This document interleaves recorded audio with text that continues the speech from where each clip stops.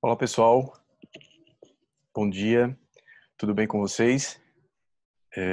Com grande satisfação e alegria que estou aqui junto com vocês participando desse segundo Congresso Internacional de Saúde Única, Interface Mundial, hoje na modalidade online. Me chamo Pedro Oliveira, sou fisioterapeuta aqui de Recife, Pernambuco, e a gente vai conversar um pouquinho sobre a atuação da fisioterapia na dor crônica e suas distorções cognitivas. Um bate-papo doloroso e bem legal. Espero que vocês possam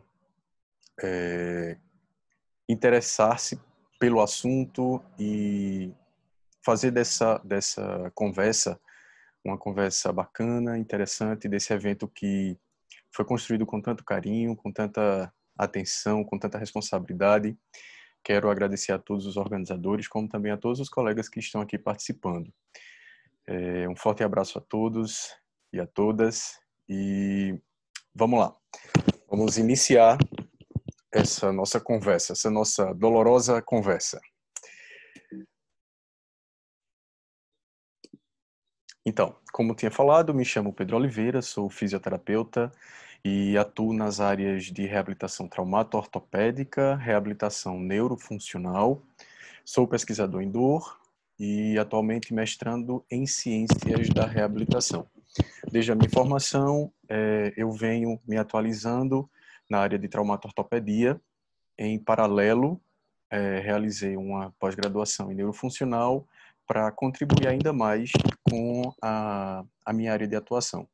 Mas minha primeira área, de fato, é traumato-ortopédica, tá certo? Agora, já apresentados, vamos seguir. Então, hoje, atualmente, o que entendemos sobre dor? O que é que a gente sabe sobre dor? Qual a dinâmica desse fenômeno no nosso corpo? Vamos lá, vamos entender um pouquinho mais.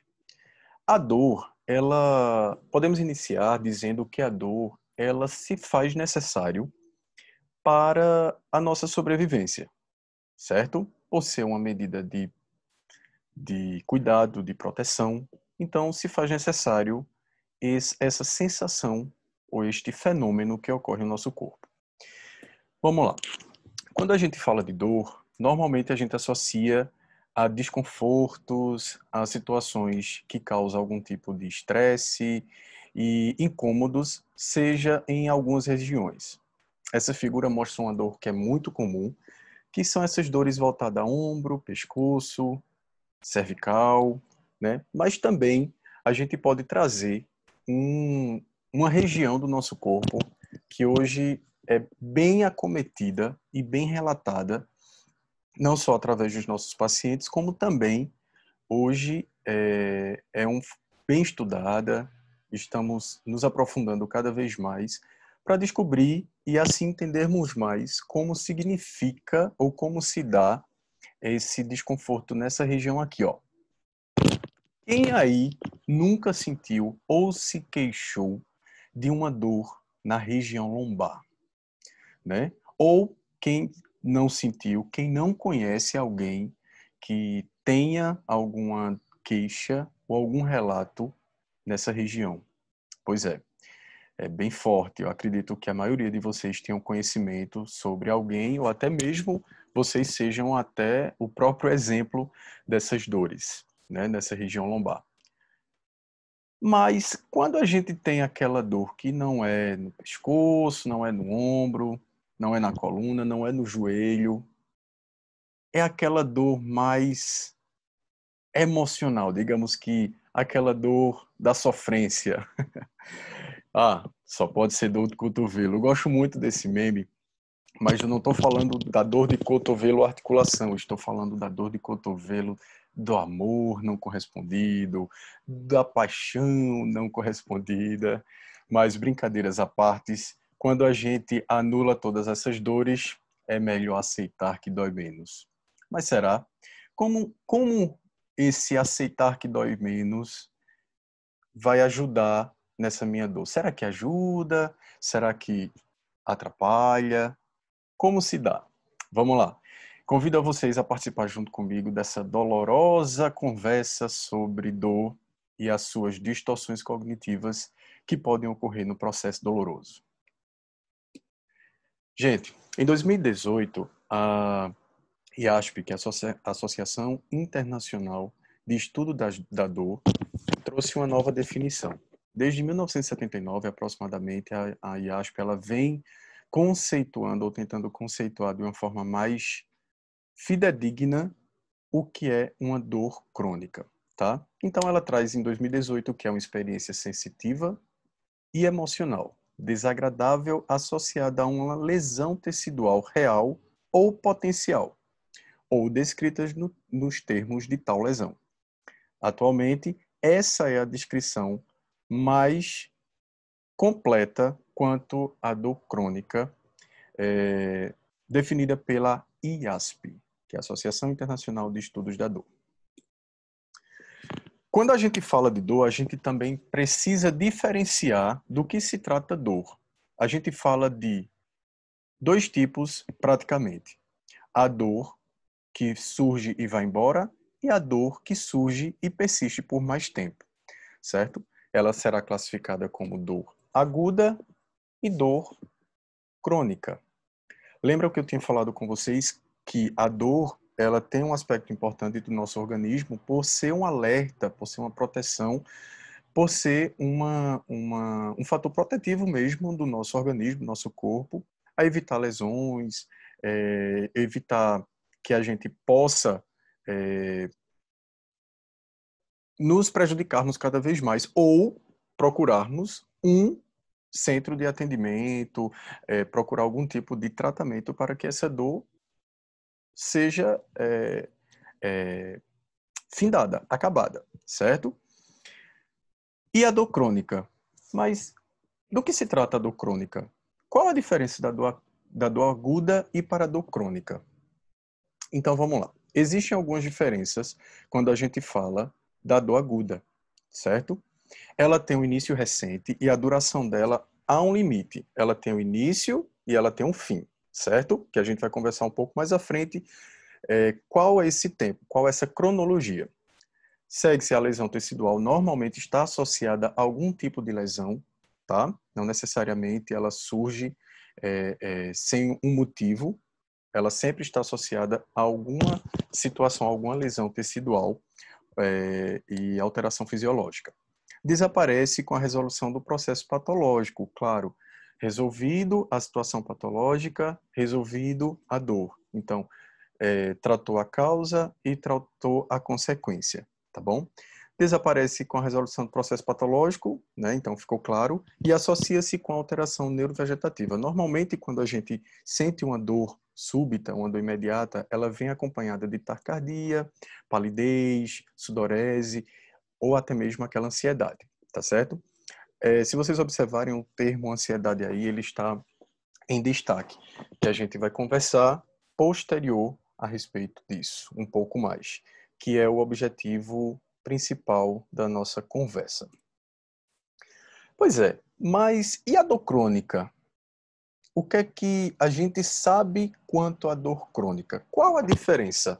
Será que eu tenho as mesmas características da dor aguda ou difere? Então, vamos lá. Definição da dor crônica. É uma dor que persiste depois do tempo esperado para cura ou cicatrização. Lembra quando eu falei que a dor aguda, ela tem um prazo, ela tem um início, tem um prazo para acabar, certo? Ela tem uma cronologia de tempo que a gente pode limitar ela como dor aguda ou como dor crônica. Então, acima de 3 ou acima de 3 meses, a gente já considera que essa dor persistente nesse indivíduo seja uma dor crônica, certo? Menos que isso, a gente reparou a lesão, essa dor sumiu. Então, a gente considera dor aguda. Acima disso, a gente considera dor crônica. Então, para deixar claro, o que a gente faz de diferença o que a gente tem de diferença é a cronologia de tempo, tá? Quanto às características da dor crônica, a partir de agora a gente vai começar a trabalhar um pouco mais, a estudar um pouco mais e falar sobre dor crônica, tá certo? As características. Então, duração de meses ou mais. Quando eu falo mais, eu estou falando de anos, tá? Então, é muito comum a gente conhecer ou receber pacientes em nosso consultório que tenha dores acima de 5 anos, a 10 anos, convive com essa dor, tá? Não ocorrem respostas neurovegetativas devido à adaptação do sistema neurais, diferente da dor aguda, lembra que a gente tem uma resposta neurovegetativa, não tem função biológica de alerta e gera estresse. V, prestem atenção. Não tem efeito biológico e alerta que gera, mas gera estresse físico, emocional, econômico e social. Gera incapacidade laborativa, alteração do sono, do apetite, da vida afetiva, social, sexual e do humor. É de diagnóstico e tratamentos mais difíceis. Sim, é um pouco mais difícil, mas hoje estamos nos aprofundando cada vez mais para que a gente tenha um diagnóstico mais claro, mas é desafiador. A gente trabalhar com pacientes com dor crônica é um desafio. A gente conta muito com as informações desse paciente, por isso a importância de avaliar bem, de você ser muito preciso no momento da avaliação, de você ter segurança e saber para que caminho você está levando e conduzindo essa sua consulta, essa avaliação do paciente, tá? Então, vejam o quanto a gente tem uma alteração, não só biológica, mas uma alteração psicológica quando a gente fala de dor crônica em um indivíduo, tá certo? Sigamos. Então, aspectos importantes para que a gente possa avaliar na dor desse paciente, desse indivíduo, é que trata-se de uma experiência subjetiva. Então, a gente precisa ouvir bem esse paciente e saber como ele entende essa dor, tá? Não existe um teste clínico para a gente quantificar. Pois é, a gente não tem um teste de padrão ouro que seja eficaz, efetivo, para que a gente possa realizar quantificar essa dor nesse indivíduo, tá certo? Hoje a gente usa outras ferramentas que a gente vai ver mais à frente, para que a gente possa organizar mais, a gente possamos entender um pouco mais para que caminho esse paciente está direcionando essa dor, tá certo? Por isso a importância dessa escuta ativa, da elaboração e criação dessa aliança terapêutica, para que a gente possa, de fato, organizar um tratamento que seja direcionado e efetivo. É fácil? Não é fácil, mas a gente consegue estimar um bom prognóstico quando a gente tem uma avaliação bem definida, tá? E é por isso que é importante a gente avaliar a experiência desse paciente, indivíduo, de vários fatores, tá? Então, a gente está falando de uma questão biológica, psicológica e social. Vocês viram no assunto anterior que a gente falou que a dor crônica instalada, ela se distribui em vários lugares e fatores da vida desse indivíduo.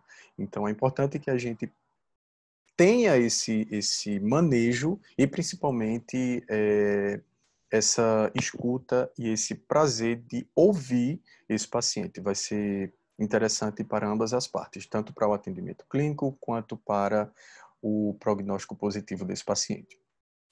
Continuando, quando a gente fala de dor crônica, a gente pode citar como as principais e mais comuns dores, que são dores articulares, tá? Seja ela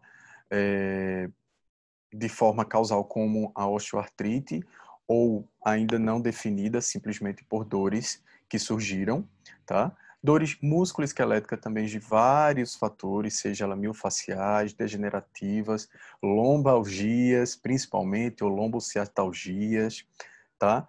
E pouco menos comum é as dores mais bem existentes, as dores neuropáticas, né? Por exemplo, a gente pode citar a neuropatia diabética, tá? Como também outras neuropatias que a gente tem alteração de lesão do sistema nervoso central ou periférico.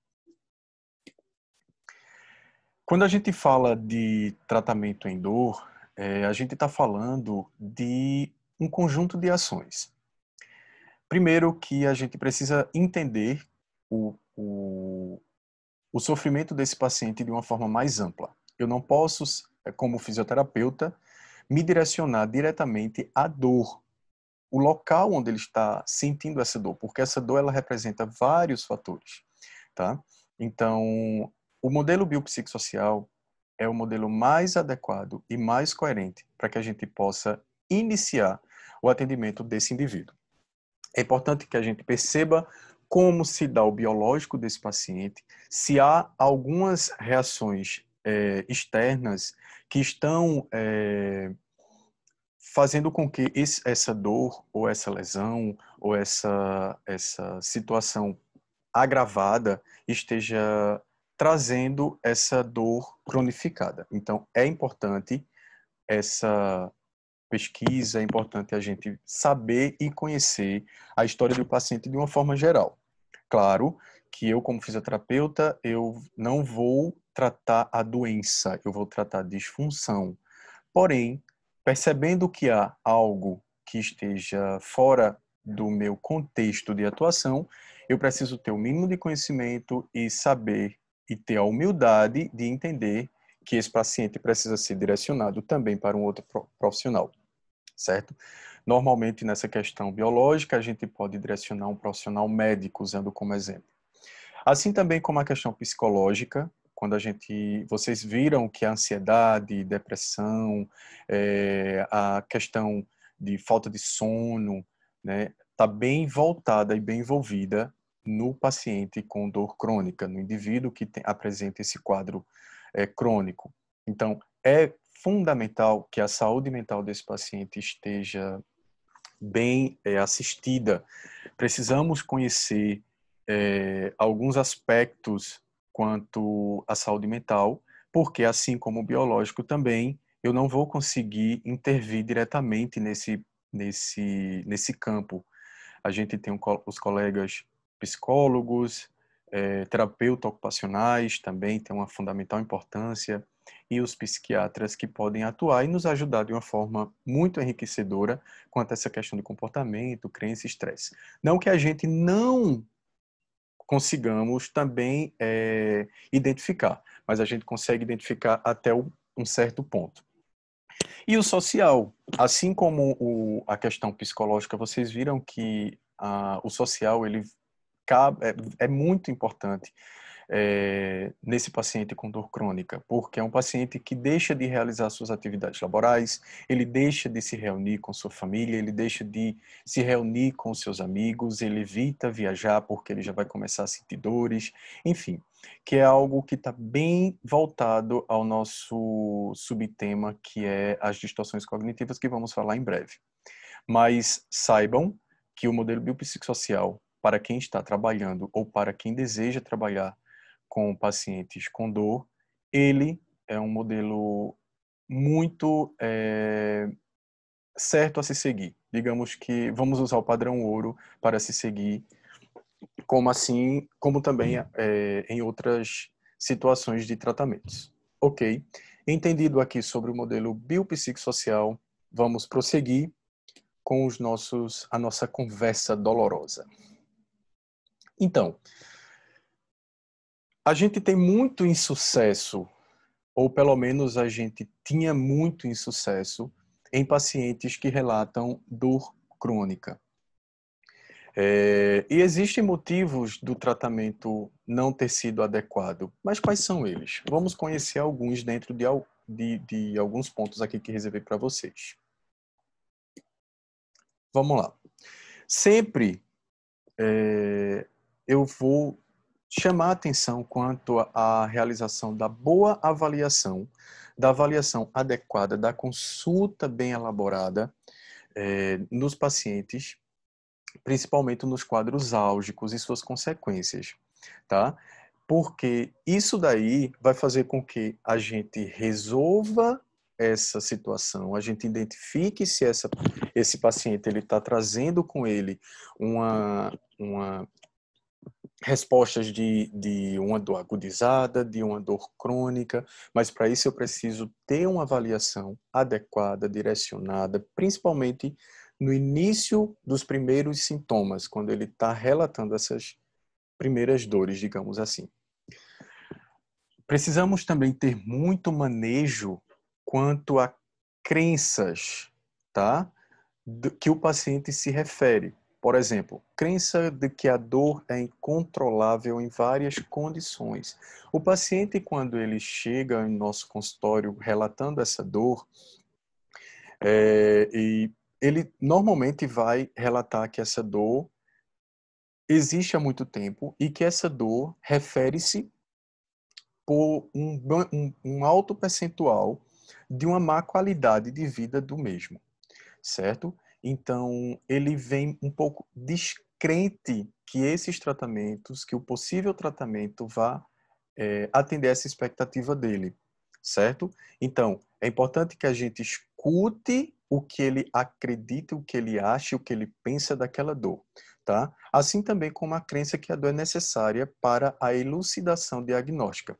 Algo que hoje nossa classe de fisioterapeutas estamos percebendo, tem vários estudos hoje publicados, é que a dor, ela não me dá a resposta do que é mostrado em um exame complementar, seja ressonância magnética, tomografia, raio-x, certo?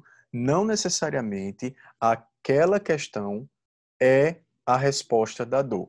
Vamos usar um exemplo, uma hérnia de disco ou uma protusão discal, uma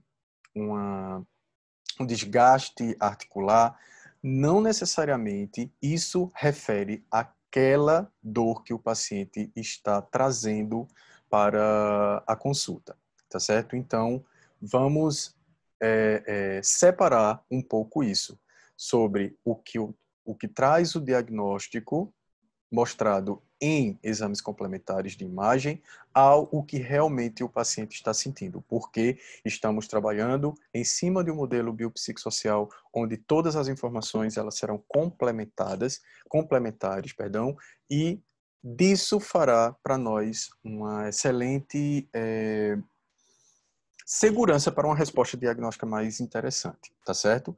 Lógico que há situações em que pacientes vai referir dor, vai referir outros aspectos que a gente vai levar em consideração ao que é necessário na amostra na amostra diagnóstica do exame de imagem, como por exemplo tumorações, alguns outros tipos de lesão, que isso a gente pode verificar, mas algo são situações pontuais, não necessariamente com aquela dor mais corriqueira, aquela dor mecânica, tá certo? Medo exagerado quanto ao desenvolvimento de tolerância e dependência. Pois é, o paciente com dor crônica, ele chega, como eu tinha falado anteriormente, ele fica descrente, então ele está menos tolerável àquela dor, ele se torna mais dependente daquela dor, o medo é muito exacerbado, então ele evita fazer movimentos funcionais que antes eram comuns na vida dele, mas esse indivíduo, devido a esse episódio de dor, seja o primeiro, ou seja um segundo ou terceiro, ele vai cada vez mais ficar reservado àquela funcionalidade e isso cada vez mais vai prejudicar esse indivíduo que está sentindo essa dor. Então é importante que tenhamos conhecimento a respeito do que a gente pode tratar como funcionalidade, como dor, para que a gente direcione o paciente para uma melhor qualidade de vida continuada, tá? E claro, um uso incorreto de terapias analgésicas, isso a gente está falando de qualquer tipo de analgésico que em uso contínuo, hoje a gente tem estudos e pesquisas bem claras mostrando que o uso continuado, o uso crônico de analgésicos, eles trazem um malefício a pacientes que tenham essa dor crônica. tá? Como também terapias reabilitacionais que, se não bem elaboradas, também não vai trazer um prognóstico de sucesso e a gente pode até interferir no aumento dessa dor e disfunção desse paciente, ok? Gente, espero que vocês estejam compreendendo, espero que vocês estejam conseguindo acompanhar e vamos seguir. Então, segundo ponto da nossa conversa. Falamos agora sobre a dor crônica e seus componentes, o que a gente conhece, o que a gente entende sobre dor crônica. E sabendo disso, agora a gente vai para o nosso subtópico da nossa conversa de hoje, aqui neste domingo, que é distorções cognitivas. O que precisamos entender sobre sua relação com a dor crônica? Primeiro, antes de a gente saber dessa relação, a gente precisa ter conhecimento quanto ao que é uma distorção cognitiva, certo? Então vamos lá.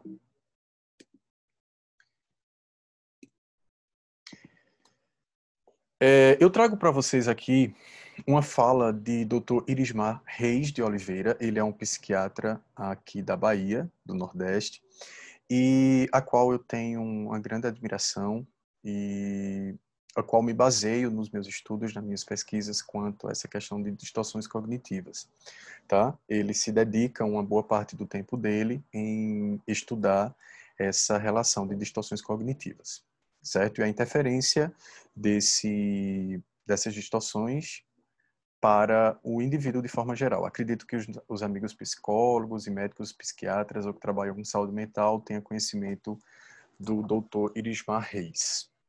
Então, ele diz que todos nós temos milhares de pensamentos durante o dia.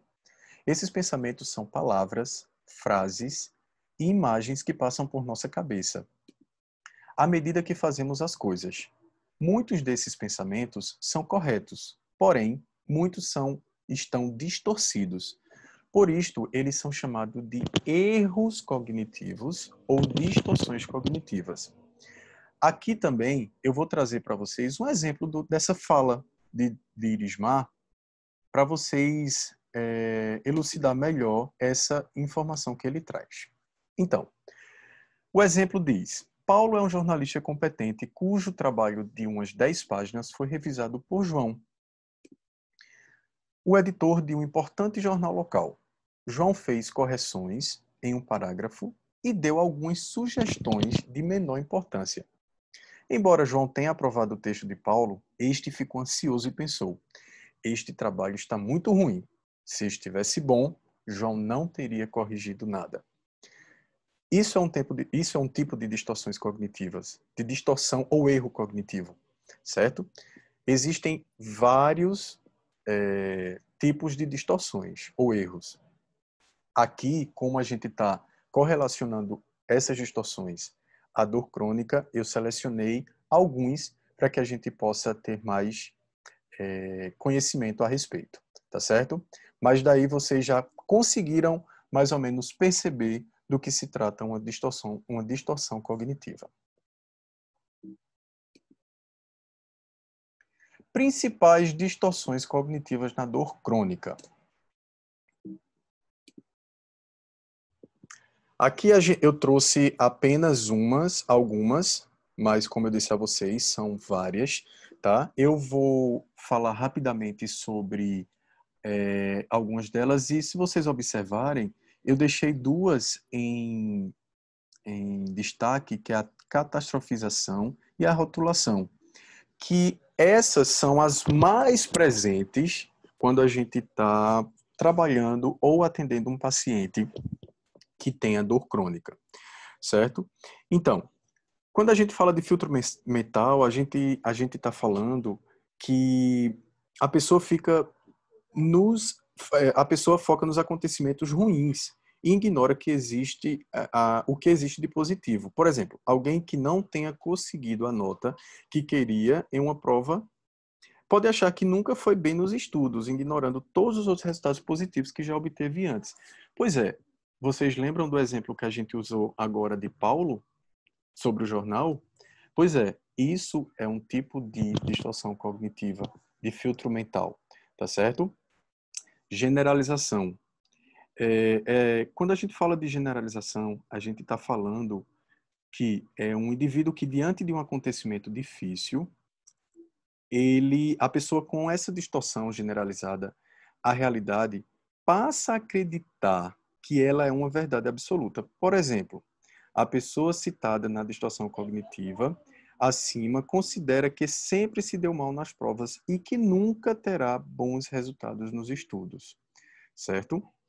Então, é mais um tipo de distorção cognitiva que a gente encontra em pacientes com dor crônica. Esse outro aqui que a gente traz como exemplo é a maximização e minimização. Nesses casos acontecem quando alguém minimiza suas conquistas ou aspectos positivos e maximiza os erros e as coisas negativas que acontecem. Um exemplo muito claro no paciente com dor crônica é quando ele passa um dia, por exemplo, sem sentir nenhum tipo de desconforto ou dor, ele não consegue perceber.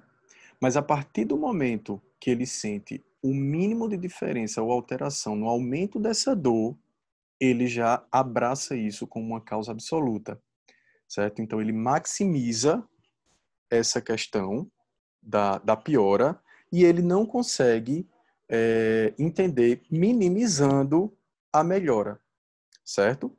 Outra comum também são os pensamentos dicotômico ou polarizado. Então, nesse caso, o indivíduo ele só enxerga a vida somente a partir de duas ideias polarizadas. Ou tudo ou nada. Ou 8 ou 80. Ou seja, ele tem um padrão muito inflexível. Então, ou ele, no paciente com dor crônica, é engraçado porque ou ele está mal ou ele está muito mal, certo? Lógico que com o passar do tratamento, eu já tenho experiência clínica, no passar do tratamento, ele começa, estou muito bem, mas quando ele sente o mínimo de dor, seja por menor que seja, ele se diz muito mal. Então ele vai esses dois níveis, ele polariza muito, ele sai de um polo para um outro polo, né? Outro muito comum são as conclusões precipitadas. Quando o paciente ele tem aquele diagnóstico, ele já está convivendo com a dor, ele já acredita que aquela dor faz parte da vida dele, então ele deixa de acreditar no que pode ser resolutivo para essa dor. Então ele passa a eu acredito que esse tratamento não vai dar certo, eu não vou fazer porque alguém já me disse que não dá certo.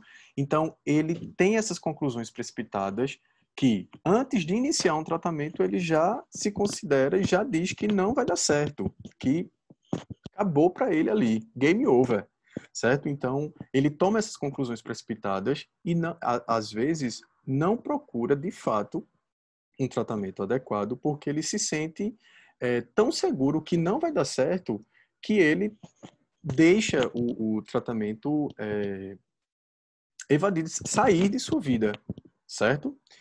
Então, e para finalizar, a gente vai falar sobre o que é mais comum no paciente com dor crônica. Todos esses que eu falei são bem presentes no paciente com dor crônica, mas esses dois eles são mais persistentes, digamos assim. Tá? Então, quando a gente fala de erro cognitivo, de rotulação, a gente está falando que o indivíduo ele tem um pensamento de rotulação. O foco não está na atitude isolada, e sim no papel que ele está assumindo. Dessa forma, em vez de avaliarmos os erros, próprio ou dos outros, como algo eventual e aceitável, ele parte para a definição de rótulos pejorativos. Então, ele começa a se adjetivar. Então, sou inútil porque a partir de agora, depois que eu tive essa dor, me tornei uma pessoa inútil, eu não sirvo mais para nada, eu não vou conseguir mais, eu não tenho como trabalhar porque a dor não me permite, essa dor me deixou um fracasso, eu sou um fracassado agora por conta dessa dor, deixei de cumprir com as minhas obrigações de cidadão porque essa dor me deixou aleijado, certo? Então, assim, são discursos que nós que trabalhamos com dor crônica, a gente consegue, a gente escuta isso com por muitas vezes, certo? E por fim, mas não menos importante, eu acredito que essa é a primeiríssima, mais compreendida pelos indivíduos com dor crônica e a mais presente, é a catastrofização, certo? Que é um tipo de distorção ou erro que mais causa sofrimento emocional, porque os indivíduos que têm esse padrão, eles estão frequentemente esperando o pior de cada sensação que vivem. O nível de ansiedade, lembram quando lá mais no início, eu deixei a ansiedade um pouco mais evidente para que a gente conversasse um pouquinho? Pois é, que até a minha tese de mestrado a gente conversa sobre isso, sobre o transtorno de ansiedade generalizada.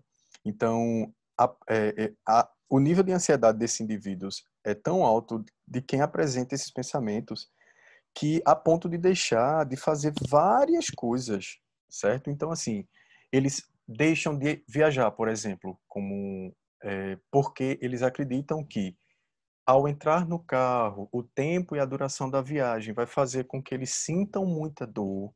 Então, essa dor vai fazer com que atrapalhe o passeio dele, atrapalhe o passeio das outras pessoas, que não é interessante para as pessoas observarem isso, que ele, quando chegar no determinado destino, ele vai ficar acamado, ele não vai conseguir se divertir exatamente pelo fato de está com muita dor. Então, ele catastrofiza toda essa situação, tá certo? Então, isso é bem presente na maioria dos pacientes que têm dor crônica, tá certo? Espero que entendidos. Lembrando que ainda existem muitos mais outros tipos de erros cognitivos. A gente está falando aqui e direcionei as mais presentes na dor crônica. Eu sempre trago para a minha prática clínica e para a minha consulta esse questionário de distorções cognitivas, CD-Quest, que foi elaborado e criado, padrão ouro, aqui no Brasil,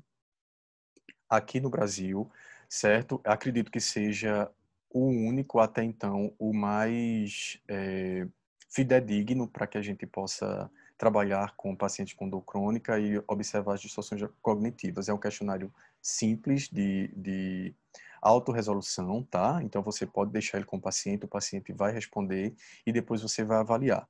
Então, isso daí é importante para você saber se esse paciente ele está contendo algum erro cognitivo ou distorções cognitivas que possa lhe ajudar nesse tratamento mais adequado. Lembrando que é um questionário que qualquer profissional da área de saúde pode trabalhar, ele não é direcionado apenas para psiquiatras ou psicólogos, para qualquer pessoa que tenha interesse de trabalhar nessa área ou que a sua sub-área envolva a questão de saúde mental, esse questionário pode ser utilizado. Ele está disponível, certo? Na internet vocês conseguem ele simples e vai ajudar muito na prática clínica de vocês, tá certo?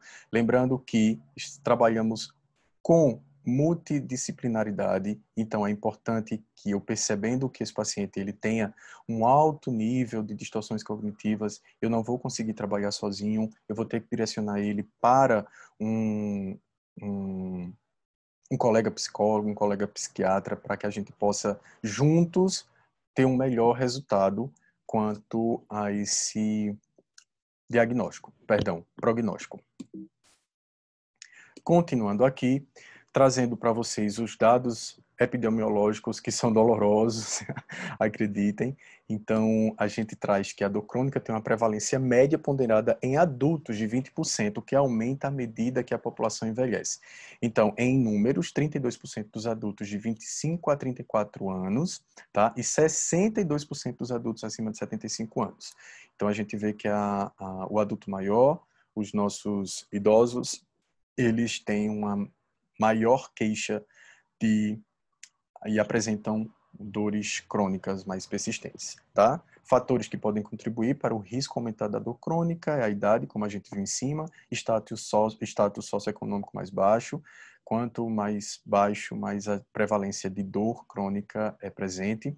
Origem geográfica e cultural, isso pela questão de cultura mesmo, desde a alimentação, a prática da atividade física, então a gente tem uma diferença nisso, isso é bem importante esse dado. A genética, tá? Então é bem comum que a gente, indivíduos que tenham essa dor crônica, normalmente alguém da família, mãe, pai, irmão, algum parente próximo também tenham esses relatos, isso é importante demais perguntar na avaliação. Quanto ao gênero também, a gente vai ver fatores modificados que podem contribuir para um risco aumentado de dor crônica. Tabagismo, está muito claro na literatura que o tabagismo ele é um fator que predispõe à dor crônica, ingestão de álcool, tá? Uma má nutrição e status de emprego. Pessoas que estão desempregadas, pessoas que estão sem atividades laborais, elas alegam e relatam um nível de dor crônica mais evidente. E avaliação e mensuração da dor. Sim, só voltando um pouquinho quanto ao gênero, em todas, ou na maioria das pesquisas hoje realizadas em pacientes com dor, em indivíduos com dor crônica, participantes presentes nessa pesquisa, a maioria delas eram mulheres. As mulheres, elas têm uma predisposição maior em dor crônica. Então, na avaliação e mensuração da dor, é importantíssimo, mais uma vez eu falando sobre a importância da avaliação, de realizar uma boa avaliação para que a gente possa mensurar essa dor e assim a gente direcionar um melhor tratamento para esse indivíduo.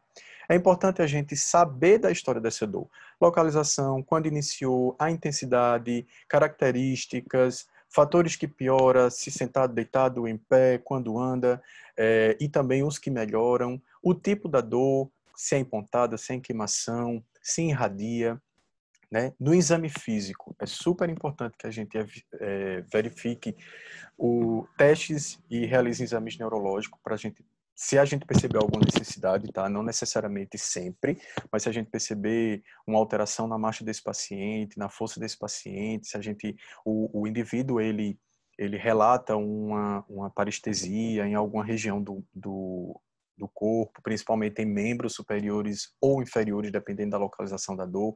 Então é importante que a gente realize alguns testes neurológicos. E hoje, o uso de escalas unidimensionais e escalas multidimensionais, que a gente vai ver no próximo slide aqui. Então, atualmente uma escala que eu uso com muita frequência são as escalas, a escala EVA, escala visual analógica, que eu chamo de escalas dolorosas, né? Então, é a escala unidimensional, tá? Onde eu entrego para o paciente ele marcar um X, onde ele sente mais desconforto e qual nível que ele sente esse desconforto, tá certo? Então, ele quem relata quando ele marca mais próximo a zero, então ele tem uma dor mais leve. Quando ele marca mais próximo a 10, ele tem uma dor mais severa. E quando ele marca nesse meio, entre 3 e 7, a gente considera uma dor mais moderada. Isso é muito importante, até mesmo para você acompanhar como está a evolução dessa dor no decorrer do teu tratamento. Então é importante, sempre antes e depois da terapia, da intervenção fisioterapêutica, eu sempre questiono com essa escala visual analógica, que é o EVA, tá bom? Outra que eu uso muito é o índice de All-Astray 2.0 de incapacidade, onde essa escala é uma escala também muito simples, que o paciente pode responder normalmente.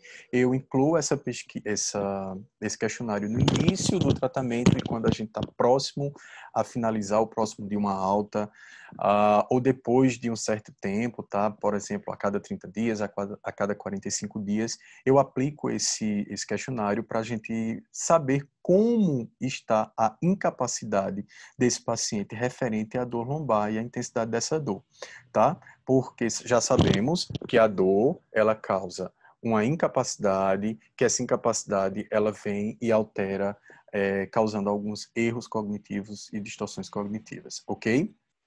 E por última, mas não menos importante, pelo contrário, super importante, a gente traz a Start Back. Eu até queria pedir desculpa a vocês que eu trouxe eu coloquei aqui uma que está em inglês, mas a gente tem a Start Back, que ela está disponível em português, traduzida, também de uma eficácia enorme nessa Startback, nesse questionário. A gente consegue perceber qual o nível, se está baixo, médio ou alto na questão de uma piora para esse prognóstico do paciente. Então, é bem rápido, ele responde sozinho, tá?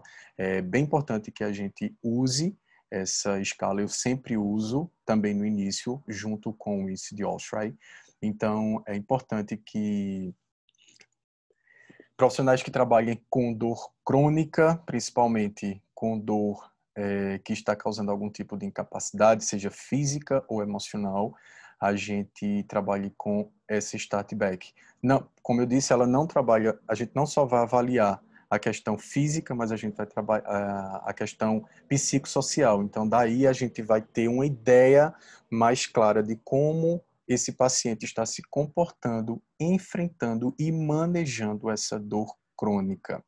Então, são essas três as principais que eu utilizo e recomendo para que vocês, colegas, possam utilizar também. Estamos chegando ao nosso doloroso fim. E eu deixo aqui para vocês duas dicas para quem tem interesse, para quem trabalha ou para quem ainda surgiu um maior interesse em estudar dor, que são a dica de dois livros, né? Então, eu trago esse para vocês, que é o Tratado de Dor. É uma coleção montada pelo ASBED, Associação Brasileira de Estudo da Dor. Tá? É um livro bem completo, que ele fala de todos os tipos de dores, ele fala como a neurofisiologia da dor, enfim. Existem toda uma realização de assuntos bem elaborados para quem tem interesse de estudar dor, nesse tratado de dor da SBED. Para os meus colegas fisioterapeutas, eu trago o programa de atualização da Profísio, da fisioterapia traumato-ortopédica, a qual faço parte. Então, além de além de trazer abordagens de assuntos de questões de traumato-ortopédica na fisioterapia, também traz muitos capítulos sobre dor.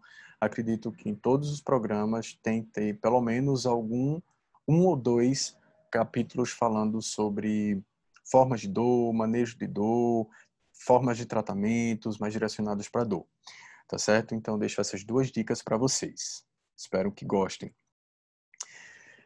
E aqui chegamos ao final. Eu espero que vocês tenham gostado do que eu trouxe para vocês.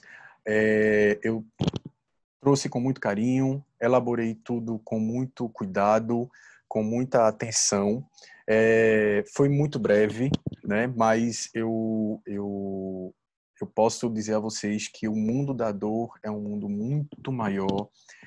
A gente precisa de pessoas mais engajadas ainda para estudar. Infelizmente, a gente não tem nenhuma matéria, cadeira ou disciplina que a gente estude diretamente a dor. Então, isso vai mesmo das pesquisas, vai mesmo de alguns colegas que estão se dedicando há mais tempo.